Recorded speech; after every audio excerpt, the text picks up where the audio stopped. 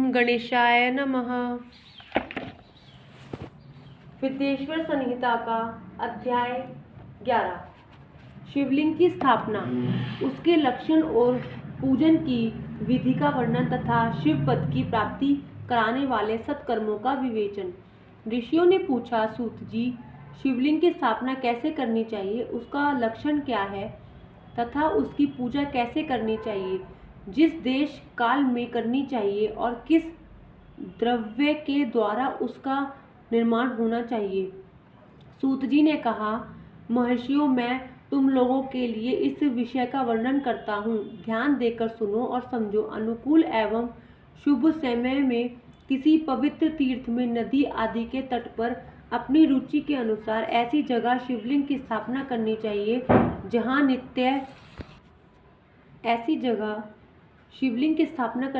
जहाँ नित्य पूजा हो सके। पार्थिव द्रव्य से, जलमय द्रव्य से अथवा तेजस पदार्थ से अपनी रुचि के अनुसार कल्पोक्त लक्षणों से युक्त शिवलिंग का निर्माण करके उसकी पूजा करने से उपासकों का उस पूजन का पूरा फल प्राप्त होता है। संपूर्ण शुभ लक्षणों से युक्त शिवलिंग की यदि पूजा की जाए तो वह तत्काल पूजा का फल देने वाला होता है। यदि चल प्रतिष्ठा करनी हो तो इसके लिए छोटा सा शिवलिंग अथवा विग्रह श्रेष्ठ माना जाता है, और यदि अचल प्रतिष्ठा करनी हो तो स्थूल शिवलिंग अथवा विग्रह अच्छा माना गया है। उत्तम लक्षणों से युक्त शिवलिंग की पीठ सहित स्थापना करनी चाहिए। शिवलिंग का पीठ मंडलाकार, चौकोर, त्रिकोण अथवा खाट के पाए की भांति ऊपर नीचे मोटा और बीच में पतला होना चाहिए। ऐसा लिंग पीठ महान फल देने वाला होता है। पहले मिट्टी से, प्रस्तर आदि से अथवा लोहे आदि से शिवलिंग का निर्माण करना चाहिए। जिस द्रव्य से शिवलिंग का निर्माण हो उसी से उसका पीठ भी बनाना चाहिए। यही स्थावर शिवलिंग की विशेष बात है। चर शिवलिंग में भी लिंग और पीठ का एक ही उत्पादन होना चाहिए, किंतु बाण लिंग के लिए यह नियम नहीं है। लिंग की लंबाई निर्माणकर्ता या स्थापना करने वाले यजमान के 12 अंगुल के बराबर होनी चाहिए। ऐसे ही शिवलिंग को उत्तम कहा गया है। इससे कम लंबाई हो तो फल में कमी आ जाती है, अधिक हो तो कोई दोष की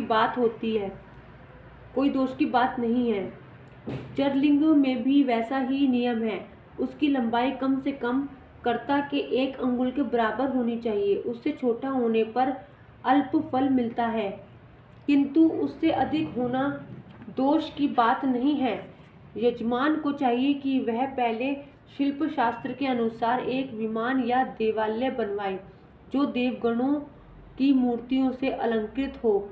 उसका गर्भगृह बहुत ही सुंदर, सुदृढ़ और दर्पण के अनुसमान स्वच्छ हो। उसे 9 प्रकार के रत्नों से विभूषित किया गया हो। उसमें पूर्व और पश्चिम दिशा में 2 मुख्य द्वार हों। जहाँ शिवलिंग की स्थापना करनी हो उस स्थान के गर्त में नीलम, लाल, वैदुर्य, श्याम, मरकत, मोती, मूंगा, गोमेद और हीरा, इन 9 रत्नों को तथा अन्य महत्वपूर्ण द्रव्यों को वैदिक मंत्रों के साथ छोड़ें। सद्योजात आदि 5 वैदिक मंत्रों द्वारा शिवलिंग का 5 स्थानों में क्रमशः पूजन करके अग्नि में हविष्य की अनेक आहुतियां दें, और परिवार सहित मेरी पूजा करके गुरु स्वरूप आचार्य को धन से तथा भाई बंधुओं को मनचाही वस्तुओं से संतुष्ट करें। याचकों को जड़ तथा चेतन वैभव प्रदान करें। स्थावर जंगम सभी जीवों को यत्नपूर्वक संतुष्ट करके एक गड्ढे में सुवर्ण तथा 9 प्रकार के रत्न भरकर सद्योजाती वैदिक मंत्रों का उच्चारण करके परम कल्याणकारी महादेव जी का ध्यान करें। तत्पश्चात नाद घोष से युक्त महामंत्र ओंकार का उच्चारण करके उक्त गड्ढे में शिवलिंग की स्थापना करके उसे पीठ से संयुक्त करें। इस प्रकार पीठ युक्त लिंग की स्थापना करके उसे नित्य लेप से जोड़कर स्थिर करें। इसी प्रकार वहाँ परम सुंदर वेर की भी स्थापना करनी चाहिए। सारांश यह है कि भूमि संस्कार आदि की सारी विधि जैसी लिंग प्रतिष्ठा के लिए कही गई है, वैसी ही वेर मतलब मूर्ति प्रतिष्ठा के लिए भी समझनी चाहिए। अंतर इतना ही है कि लिंग प्रतिष्ठा के लिए प्रणव मंत्र के उच्चारण का विधान, परंतु वेर की प्रतिष्ठा पंचाक्षर मंत्र से करनी चाहिए। यहाँ लिंग की प्रतिष्ठा हुई है, वहाँ भी उत्सव के लिए 12 सवारी निकालने आदि के नित्य वेर को रखना आवश्यक है। वेर को बाहर से भी लिया जा सकता है, उसे गुरुजनों से ग्रहण करें।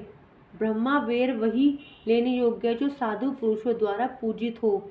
इस प्रकार लिंग में और वेर में भी की हुई महादेव जी की पूजा शिव पद प्रदान करने वाली होती है। स्थावर और जंगम के भेद से लिंग भी 2 प्रकार का कहा गया है।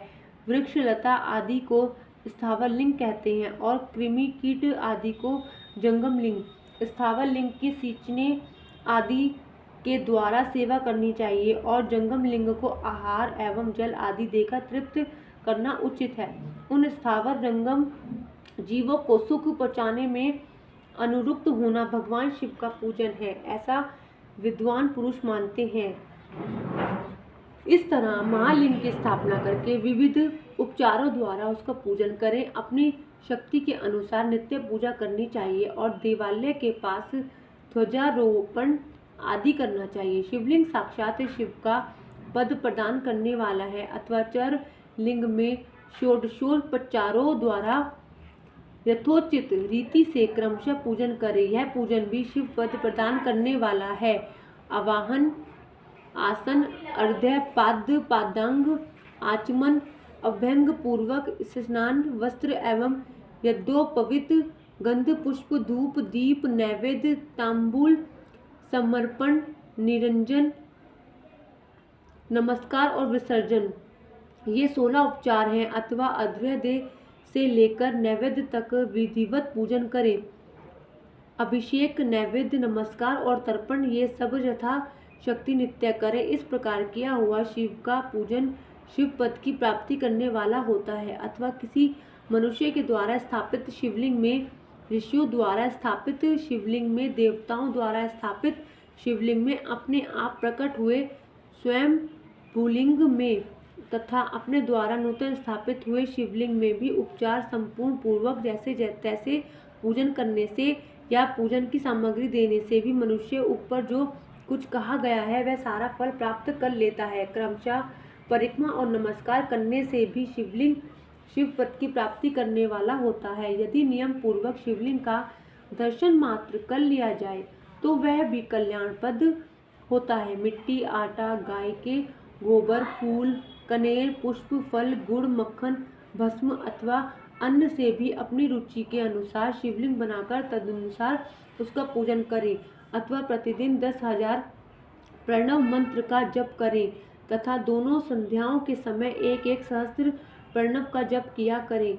यह क्रम भी शिव पद की प्राप्ति करने वाला है, ऐसा जानना चाहिए।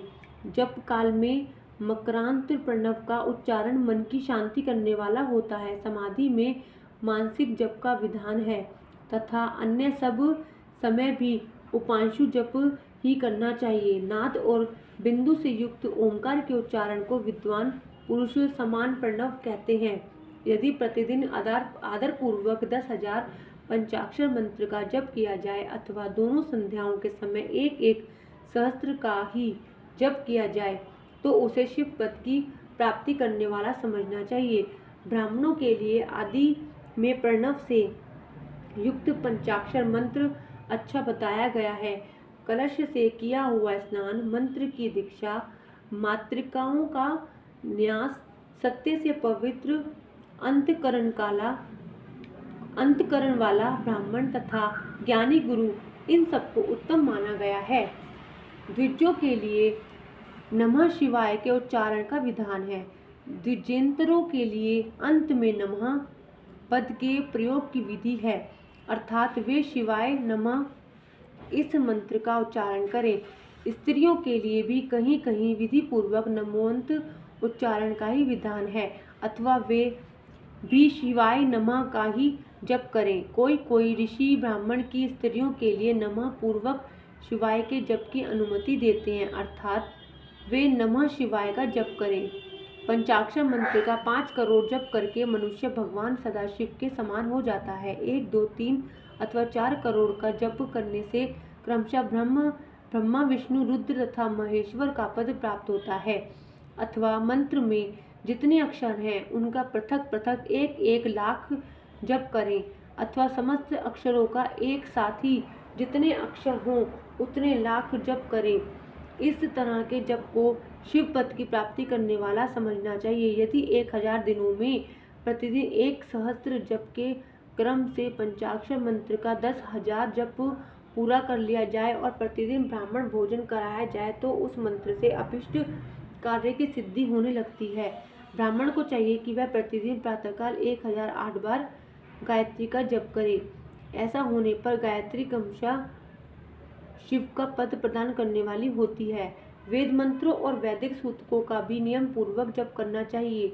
वेदकों का पारायण भी शिव पद की प्राप्ति करने वाला है, ऐसा जानना चाहिए। अन्य जो बहुत से मंत्र हैं उनका भी जितने अक्षर हों उतने लाख जप करे। इस प्रकार जो यथाशक्ति जप करता है वह क्रमशः शिव पद मतलब मोक्ष प्राप्त कर लेता है।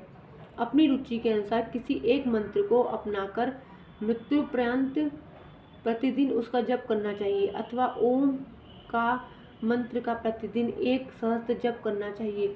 ऐसा करने पर भगवान शिव की आज्ञा से संपूर्ण मनोरथों की सिद्धि होती है। जो मनुष्य भगवान शिव के लिए फुलवाड़ी तथा बगीचे आदि लगाता है तथा शिव के सेवा कार्य के लिए मंदिर में झाड़ने, बुहारने आदि के व्यवस्था करता है, वह इस पुण्य कर्म को करके शिव पद प्राप्त कर लेता है। भगवान शिव जो काशी आदि क्षेत्र हैं उनमें भक्ति पूर्वक नित्य निवास करे, वह जड़ चेतन सभी को भोग और मोक्ष देने वाला होता है।